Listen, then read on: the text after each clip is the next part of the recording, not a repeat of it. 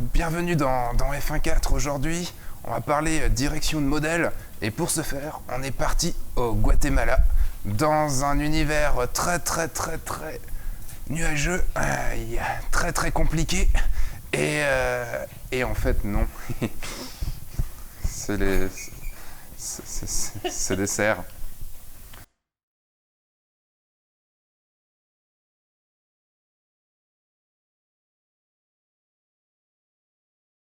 Bonjour, je suis Sébastien Roignan et vous êtes bien dans un nouvel épisode de F1.4. Aujourd'hui, on va mouiller un peu la chemise parce qu'on est...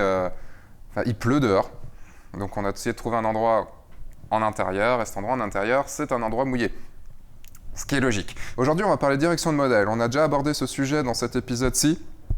Épisode sur la direction de modèle, tout simplement, mais c'était il y a plus de 2 ans maintenant, il y a des choses qui ont évolué, et en fait je vais vous dire une partie des choses que je dis sur mes workshops portraits, des petites astuces pour comment mettre à l'aise votre modèle. Et donc nous avons une modèle, parce que sinon ça marcherait pas, et donc nous avons Camille. Bonjour. C'est la seule fois où vous l'entendrez parler. Bref, je vais vous montrer 3 voire 4 choses. C'est bien 4, c'est ça? Non, Si, c'est 4 ça.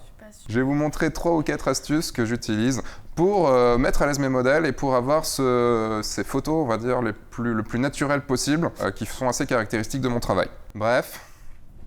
Première astuce. Donc, est-ce que vraiment là, t'es au centre ou pas? Tu penses? Parce que là, c'est plus compliqué. Est-ce que t'es au centre du chemin? D'après les lignes qui sont là, ouais. D'accord, on va tester. Non, on va tester, hein. 1, 2, 3, 4, 5, 6. 6 3 quarts. 3, 4, 5, 6. Donc tu as un gage. Ok. Et ce gage sera pour plus tard. On va commencer par... Tu fais la tête. Mais genre la tête... non, plutôt un peu inexpressif. Ce que tu sais déjà faire depuis très longtemps. Mais avec quand même quelque chose dans les yeux. Donc en gros, tu vas être comme ça.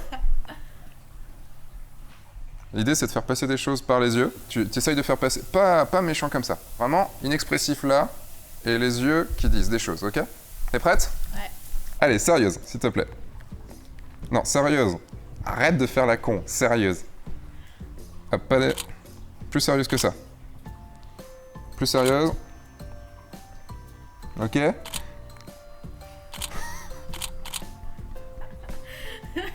Donc là, par exemple, tes pieds, faut pas être comme ça.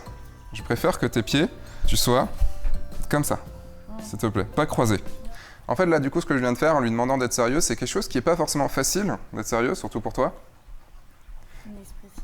Inexpressif, c'est plus facile pour elle, en tout cas pour les modèles. L'idée n'est pas d'être inexpressive, l'idée c'est d'être assez inexpressif du visage, mais que les choses passent par les yeux, que l'émotion passe par les yeux. C'est quelque chose dont j'ai déjà parlé dans le premier épisode sur la direction de modèle, c'est quelque chose que je continue beaucoup. Et je le fais en premier lieu, c'est la première chose que je fais sur un shooting, parce que c'est pour moi quelque chose qui permet de se concentrer très vite. Et en même temps, je vais aller dans le contraste. Vous allez voir que je vais beaucoup marcher dans le contraste, pas dans le contraste de l'image, mais dans le contraste des caractères, des émotions, parce qu'en lui demandant d'être sérieuse, elle se concentre sur le fait d'être sérieuse, alors qu'il y a un moment, je lui dis une connerie, et comme ça, elle commence à rigoler. Et c'est là que j'arrive à avoir quelque chose de bien. La règle, c'est de ne pas tenir Arnold. Tu ne tiens pas Arnold et tu ne le regardes pas. Si tu le regardes, deuxième gage. Tu as déjà un gage. Ça suffit. Autre chose, quand je te demande de me regarder, tu regardes dans l'objectif. Juste ici. Ok? Là, au milieu de l'objectif. Ah oui, non, j'ai cru que tu disais sur le bord. Ok, t'es prête? Non. Si, t'es prête. Donc tu vas continuer à me regarder... Non, pas les bras comme ça. Pas les bras comme ça. Sérieux, s'il te plaît. Okay. Donc c'est le moment où je te raconte des blagues. Et là, c'est l'histoire d'un tétard. Il pensait qu'il était tôt. Et en fait, il était tard. Non, ok. Non, c'est juste que t'as pas compris. C'est un tétard, il pensait qu'il était tôt. Et en fait, il était tard. T'as pas compris. C'est un tétard. Il pensait qu'il était tôt. Ouais. Et en fait, non, il était tard. Mais le temps, il était tard. Ouais. Ok, c'est pas grave. Bon, ok, je vais te raconter d'autres blagues alors. Qu'est-ce qui est petit, jaune et qui va vite? Ça, tu la connais pas.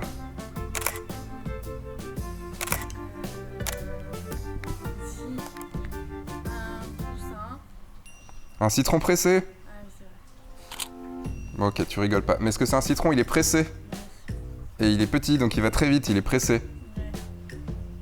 Donc du coup, pour cette partie-là, donc je lui raconte des blagues, je lui ai juste demandé d'être un peu sérieuse, histoire qu'elle se concentre sur le fait d'être sérieuse, elle qui est toujours sérieuse. Et après, je lui ai raconté quelques blagues, donc en fait, j'ai toujours que 4, 5, 6 blagues. Vous avez pu voir que j'utilise une des blagues dites dans F1.4 par Julie de Varroquet, donc merci Julie. Enfin, grâce à ta blague, tu fais rire énormément de modèles. Sauf que je suis obligé de lui expliquer 15 fois pour qu'elle rigole. Bref. Pour qu'elle comprenne surtout. Donc, et en fait, quand vous m'avez vu lui expliquer plusieurs fois, c'est juste que la blague est évidemment pas très drôle. Je sais que la blague est pas drôle, ne me le dites pas, je le sais.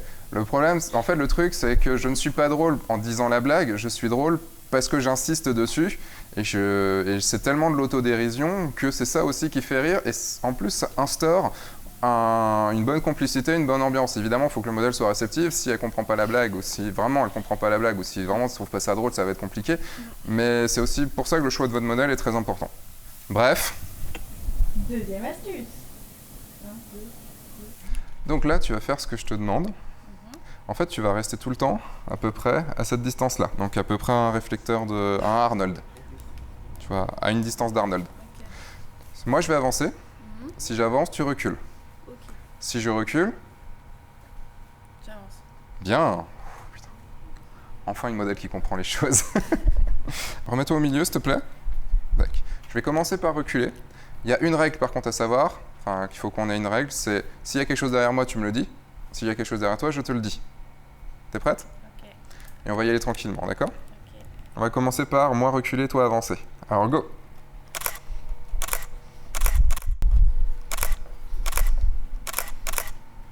Ok? Maintenant, tu vas reculer. Go! Fais plus vite. Un peu plus vite. Un petit peu plus vite.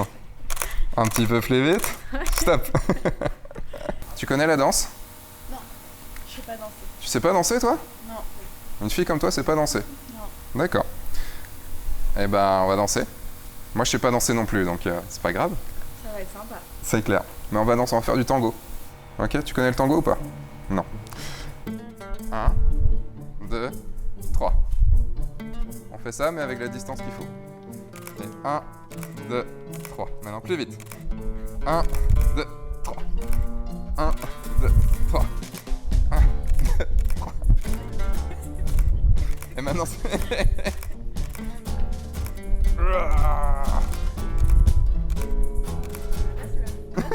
Non, c'est... Je te dis, je sais pas danser. Par contre, arrête de me marcher sur les pieds, toi, s'il te plaît. Alors, du coup, faut savoir que toutes les photos que je fais ne sont pas forcément faites pour avoir des bonnes photos. Je peux avoir des bonnes photos dans ce que je viens de faire, dans le coup d'avancer reculer comme ça, mais c'est pas forcément fait pour avoir la bonne photo. En fait, c'est fait pour mettre l'ambiance, pour qu'on fasse en fait des bêtises. L'idée aussi, c'est pour moi de rendre le moment un peu ridicule, parce que c'était un peu ridicule là quand même. Je sais pas danser, donc c'est pareil, c'est ridicule. Tout l'idée, c'est de pouvoir que le modèle se lâche après. Donc c'est une bêtise comme une autre que vous pouvez trouver. Vous pouvez en trouver plein d'autres. Vous pouvez même courir. Des fois, ça m'est arrivé de courir. Faites attention. Une fois, je me suis pris une voiture comme ça. Mais c'est moi, c'est pas le modèle. Le modèle, j'ai jamais rien arrivé au modèle.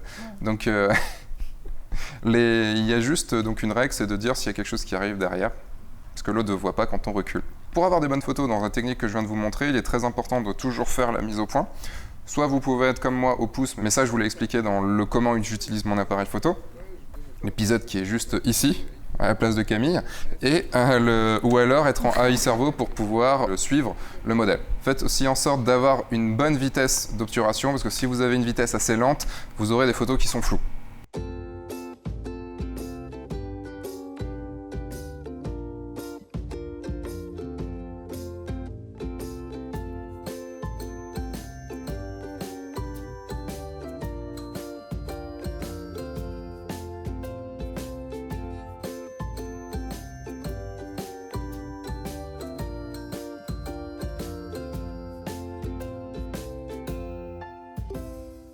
Bref. Troisième astuce. Tu vas me regarder. Ouais. Toujours, enfin regarder l'objectif. Ok. Mais tu restes sérieuse. Vraiment. T'es prête? Ok, c'est parti, sérieuse.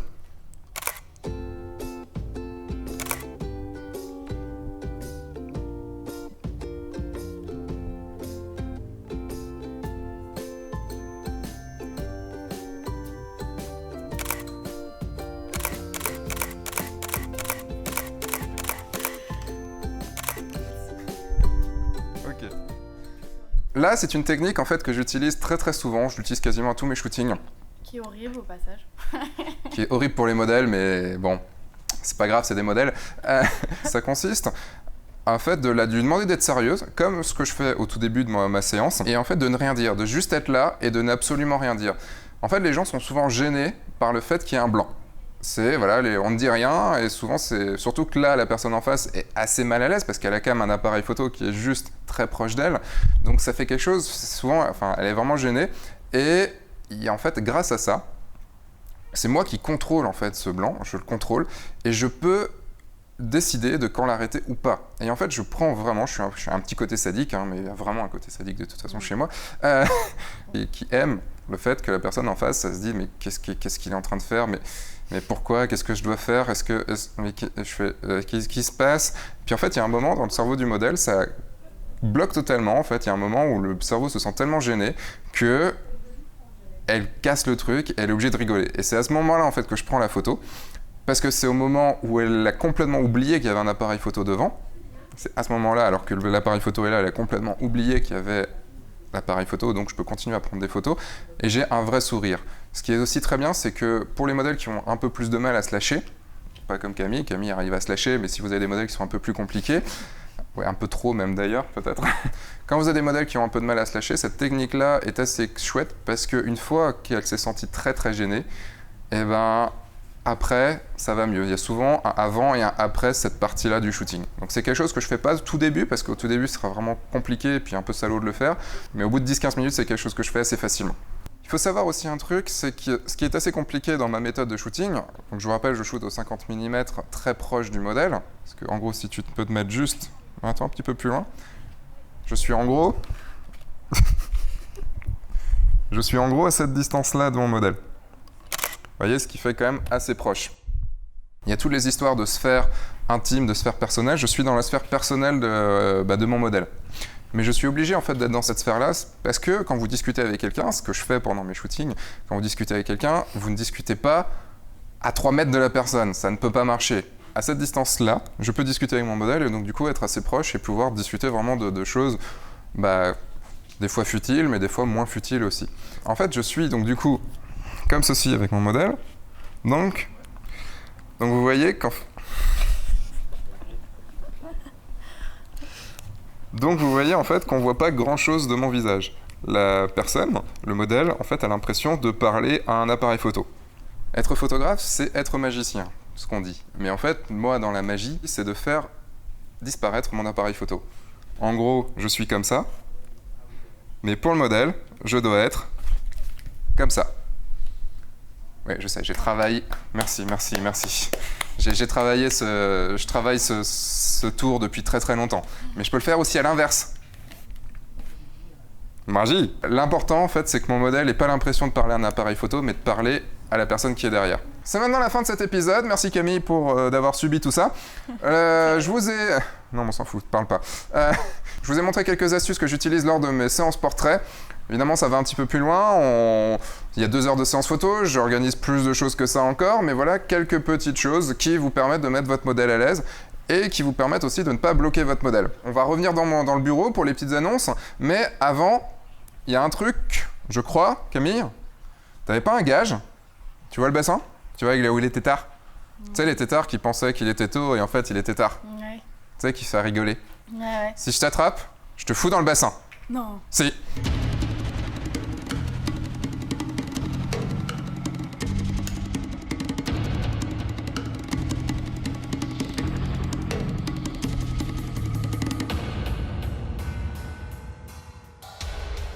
Vous venez de voir une partie de ce que j'enseigne dans mes workshops portraits, je vous en parle juste un tout petit peu.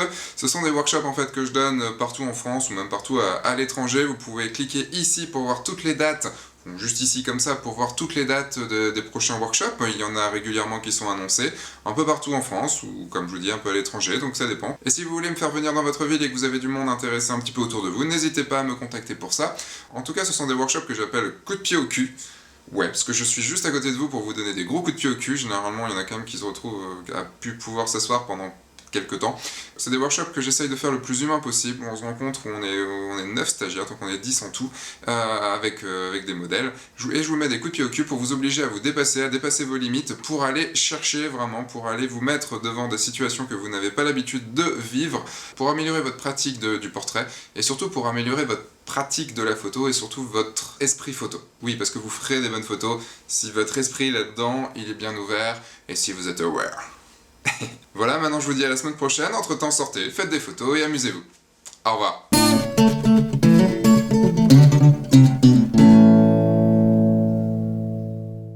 On me prenait pour un con, je l'aurais pas continué. J'ai vu qu'on me prenait pour un con, mais en rigolant. Donc ça fait partie en fait de mes petites astuces. Ce réflecteur, comme vous le savez, permet de jouer avec la lumière, permet de déboucher les ombres, permet de jouer sur des contre-jours de malade, permet de donner un petit éclat dans l'œil qui est pas négligeable. Normalement, si vous avez vu l'épisode 1, vous le savez déjà.